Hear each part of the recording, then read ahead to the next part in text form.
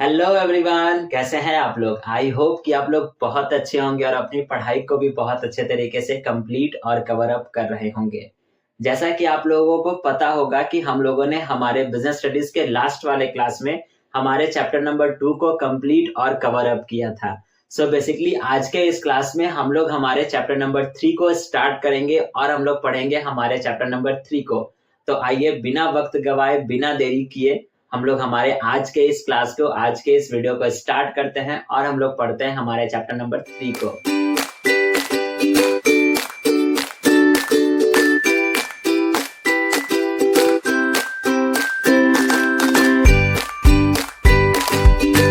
जैसा कि मैंने अभी आपको बताया कि आज के इस क्लास में हम लोग हमारे क्लास 11th के बिजनेस स्टडीज सब्जेक्ट के चैप्टर नंबर 3 को स्टार्ट करेंगे।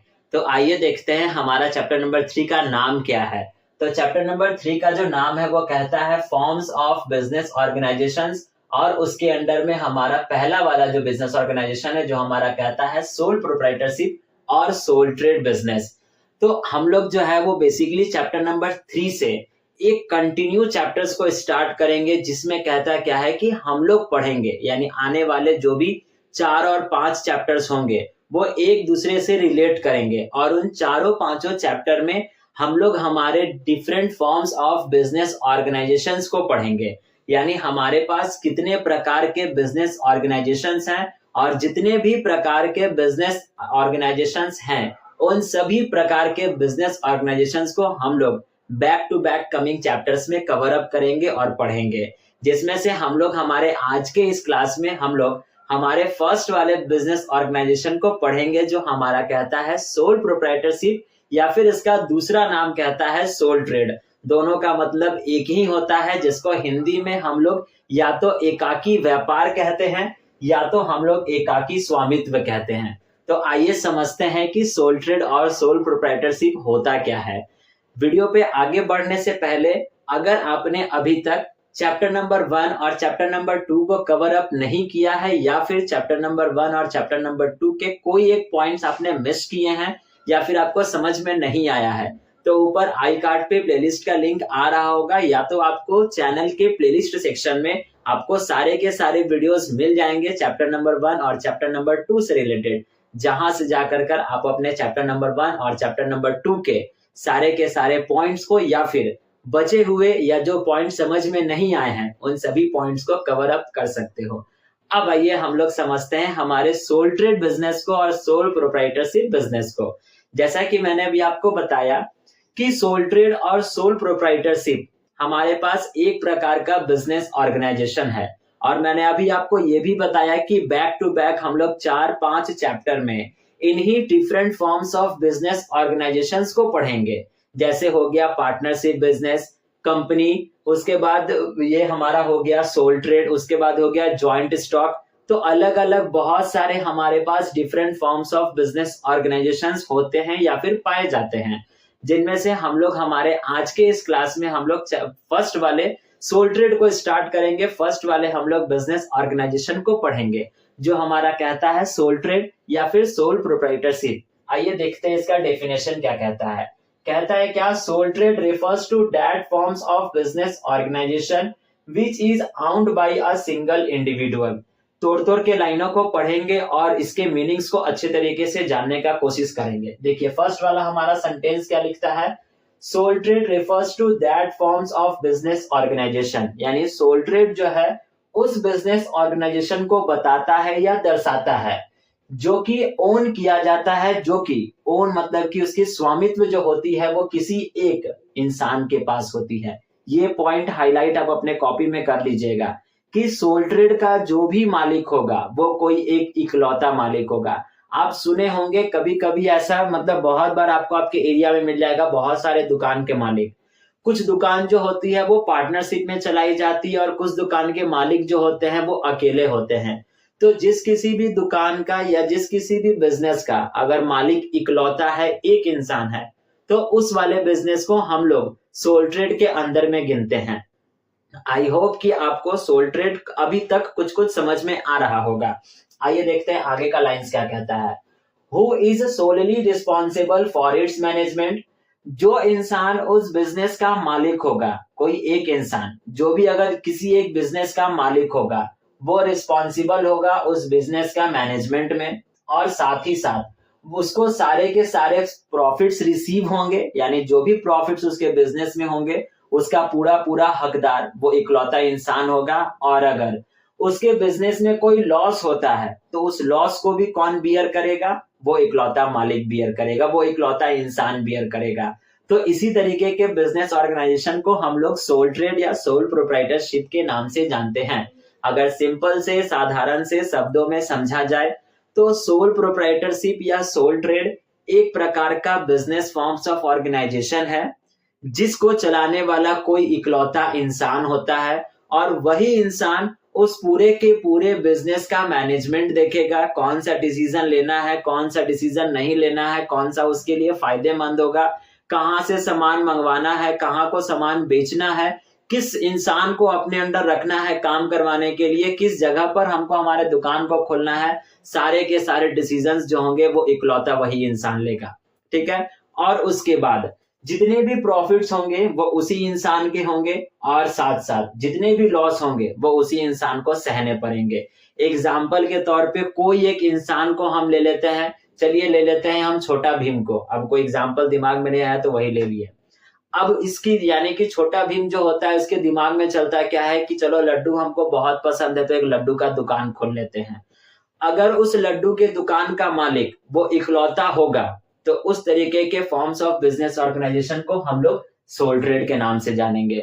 उसको पता होगा, वो डिसीजन लेगा कि कितना लड्डू बनाना है, कौन सा लड्डू बनाना है और कहाँ अपने दुकान को खोलना है। तो मैनेजमेंट भी वही छोटा भीम करेगा। अब लड्डू बेच कर अगर उसको प्रॉफिट होगा तो मिलेगा किसको? छोटा भीम को।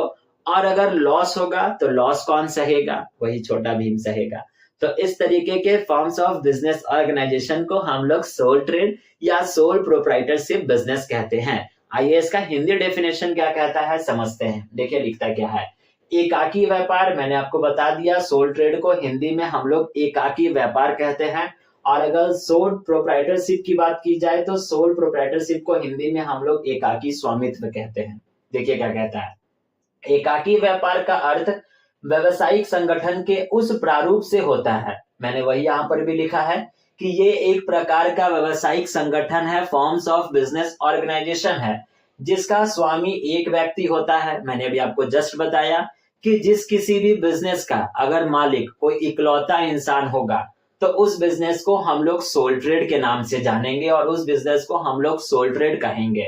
वही उसका प्रबंध करता है, यानी जो उस बिजनेस का मालिक होगा, जो व्यक्ति उस बिजनेस को चला रहा होगा वही उसका प्रबंधक भी होगा, यानी मैनेजमेंट भी वही करेगा। और साथ साथ जितने भी लाभ और हानि होंगे, यानी जितने भी प्रॉफिट और लॉस होंगे, प्रॉफिट होगा तो वो उस इकलौते इंसान को मिलेगा और अगर लॉस होगा तो वही इकलौता इंसान उस लॉस को बेयर करेगा यानी सहेगा। तो यही था हमारे पास सोल ट्रेड का डेफिनेशन। आई होप कि आपको सोल ट्रेड का डेफिनेशन समझ में आ गया होगा।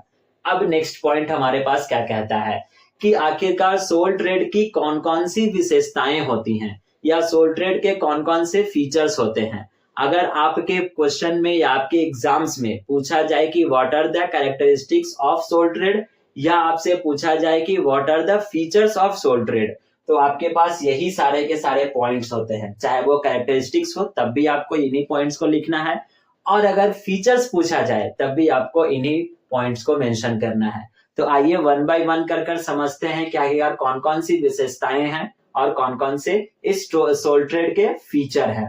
पहला वाला हमारे पास कहता है सोल प्रोप्राइटरशिप। मैंने अभी आपको बता दिया कि एकाकी स्वामित्व है। सोल ट्रेड होगा तो इसका मालिक कोई इकलौता ही होगा, तो इसका पहला वाला फीचर और इसका पहला वाला कैरेक्टरिस्टिक्स ही यही हमको बताता है कि सोल ट्रेड एक प्रकार का वैसा बिजनेस ऑर्गेनाइजेशन है जिसका मालिक, जिसका स्वामित्व किसी एक व्यक्ति के पास होगा, तो उसी को हम लोग सोल प्रोप्राइटरशिप कहेंगे। तो पहला वाला तो क्लियर हो गया होगा। दूसरा हमारे पास क्या कहता है, अनलिमिटेड लायबिलिटी। अब देखिए अनलिमिटेड लायबिलिटी को समझिएगा। अनलिमिटेड का मतलब होता है असीमित, लायबिलिटी का मतलब होता है उत्तरदायित्व।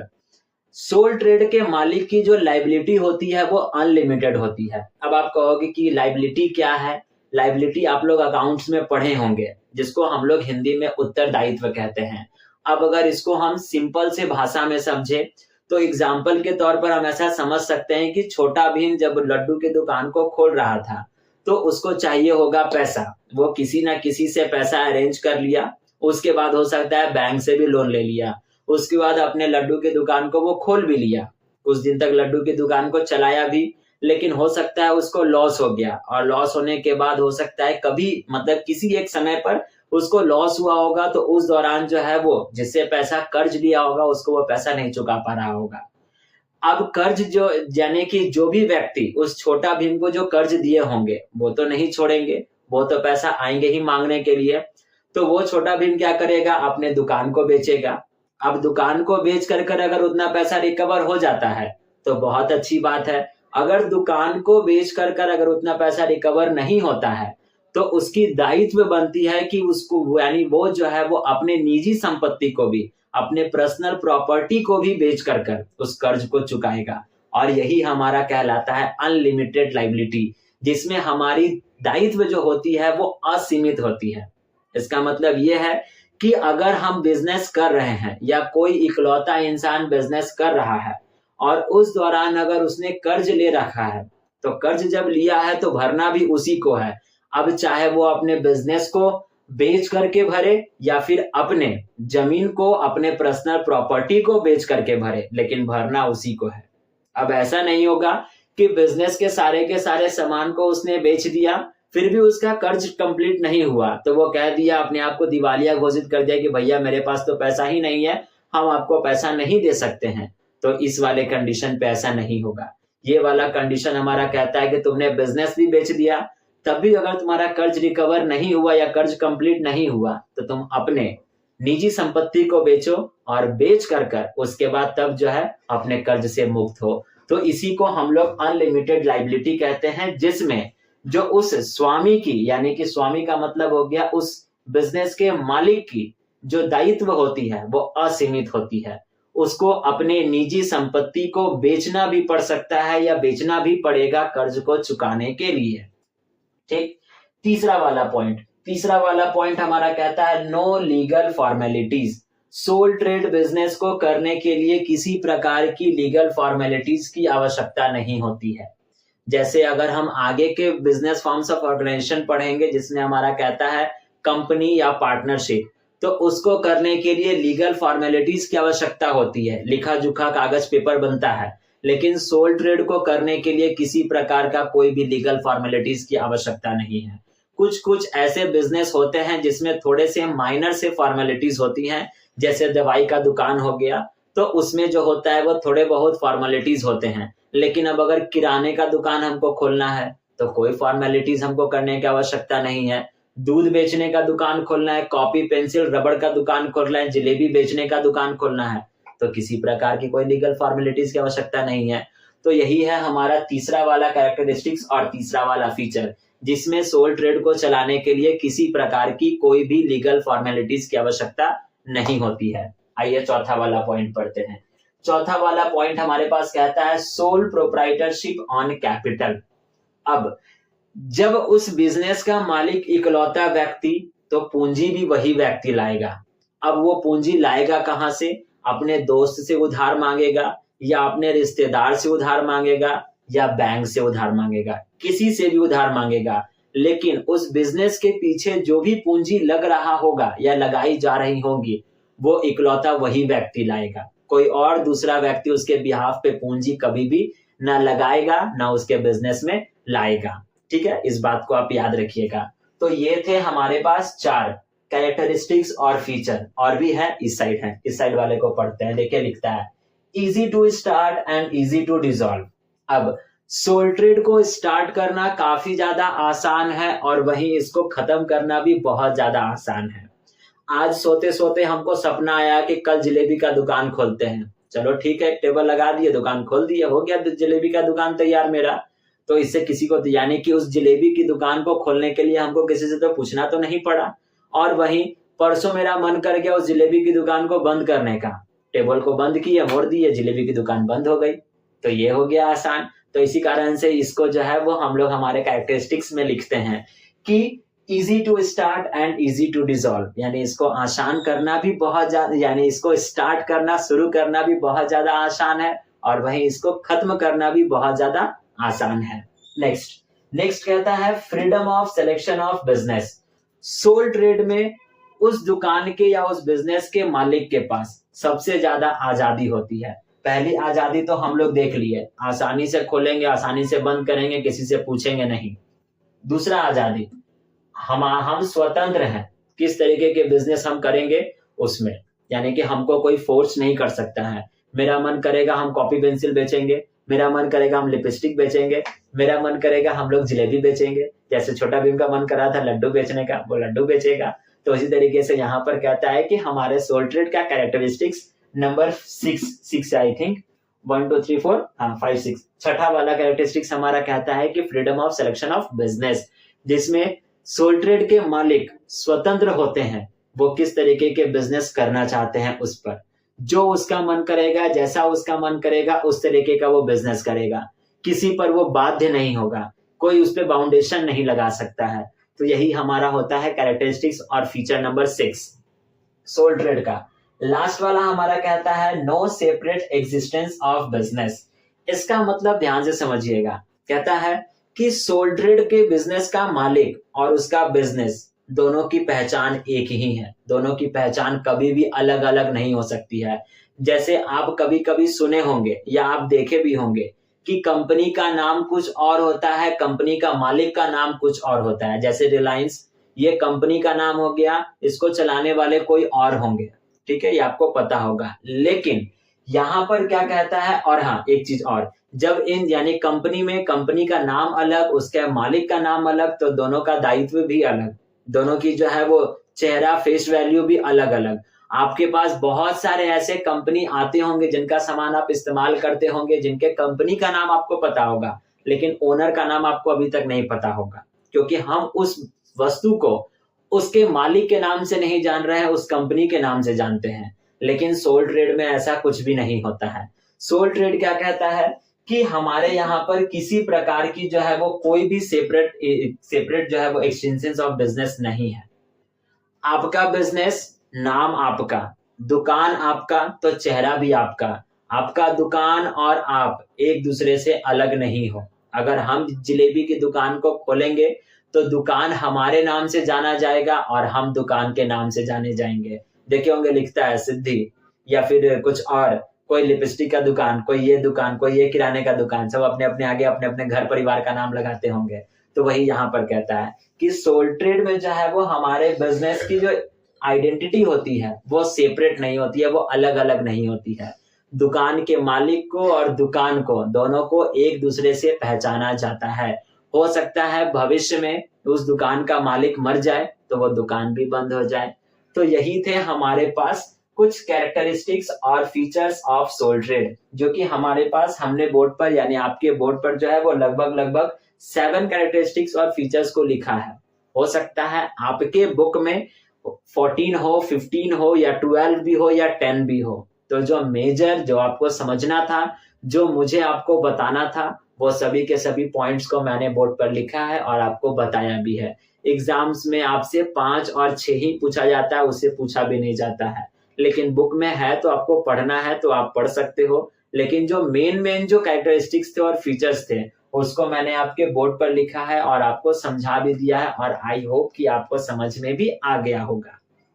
ठीक है, तो अभी आप क्या कीजिएगा, वीडियो को पॉज कर लीजिए और इसका स्क्रीनशॉट लेकर कर अपने पास रख लीजिए, और मेक श्योर कि आप अपने कॉपी में अच्छे तरीके से इन सभी पॉइंट्स को नोट डाउन भी कीजिएगा। तो आज के इस वीडियो के लिए बस हम लोग इतना रहने देते हैं। अब हम लोग पढ़ेंगे हमारे नेक्स्ट वाले क्लास में advantages and disadvantages of sole trade, और उसके बाद हम लोग इस different forms of business organisation के पहले वाले ऑर्गेनाइजेशन को कंप्लीट और कवर अप करेंगे। ठीक है, तो हम लोग मिलेंगे इसी चैप्टर के नेक्स्ट वाले क्लास पे। तब तक के लिए आपको पता है करना है क्या, अगर आप वीडियो को यहाँ तक देखे हो और ये सारे के सारे पॉइंट्स, चीजें आपको अच्छे तरीके से समझ में आ गई है, तो वीडियो को लाइक, चैनल को सब्सक्राइब और अपने फ्रेंड्स के साथ शेयर जरूर करते जाइएगा, और लास्ट जाते जाते एक प्यारा सा कमेंट भी करते जाइएगा। अब हम लोग मिलेंगे चैप्टर नंबर 3 के नेक्स्ट वाले पार्ट पे। तब तक के लिए thank you and bye bye.